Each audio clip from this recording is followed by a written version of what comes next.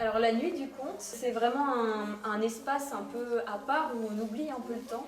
Ça s'est mis en place, puis on a trouvé ce très bel endroit qui nous accueille très chaleureusement. L'idée à l'origine, c'était de se retrouver la nuit dans la forêt et de raconter des histoires dans ce contexte-là, de se retrouver tous ensemble aussi et de partager toute une traversée de nuit avec tout un groupe comme ça. C'était un petit peu ça l'idée, et puis on a eu envie de travailler avec des artistes locaux et avec des gens qu'on connaît, qu'on a rencontrés sur nos chemins aussi. On a prévu un temps en fait, qui soit plus familial et amical pour le début de la nuit.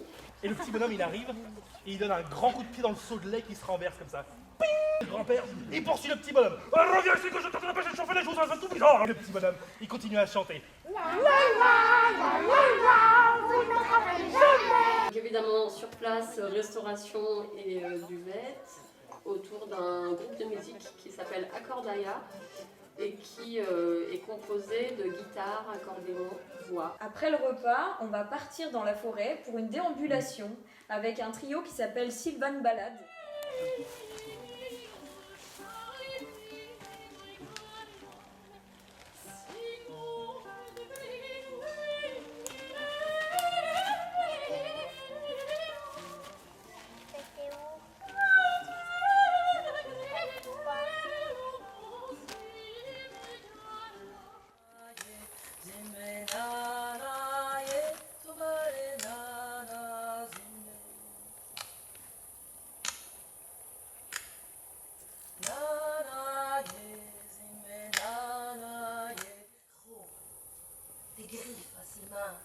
Ses pieds.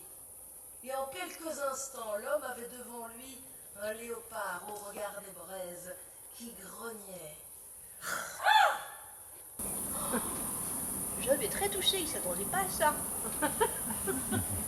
Oh, merci beaucoup, belle dame, mais là je peux pas. Je suis en route pour aller courir ma chance. Et le voilà parti.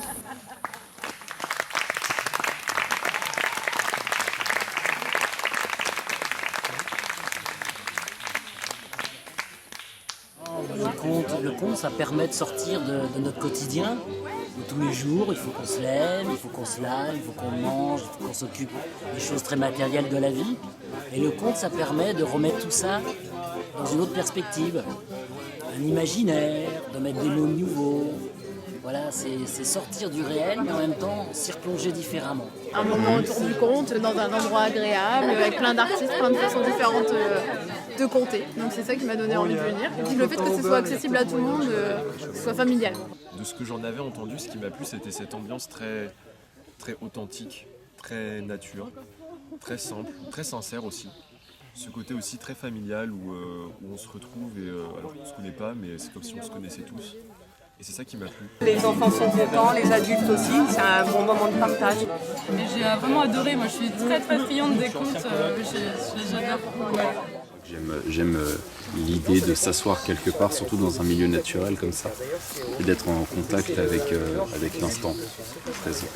Et de voyager autour d'histoires en tout genre.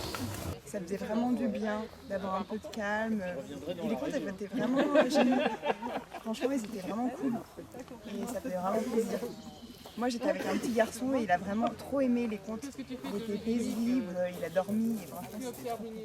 Qu'est-ce que tu en as pensé de cette soirée? J'ai bien aimé les contes. Et j'ai bien aimé. C'était quoi ton préféré? C'était le dernier conte. Ça parlait de quoi? Le conte d'Afrique, là, avec les animaux. Ah. Pourquoi il était mieux celui-là? Parce que la dame m'a raconté mieux.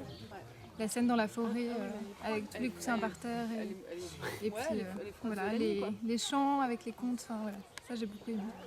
Chouette de s'allonger, tout ça, et c'était marrant parce qu'on se retrouvait tous en position allongée en mode oh non, on se remettra plus jamais debout, on est trop bien comme ça. Effectivement, c'est super. Merci et bonne journée à tous.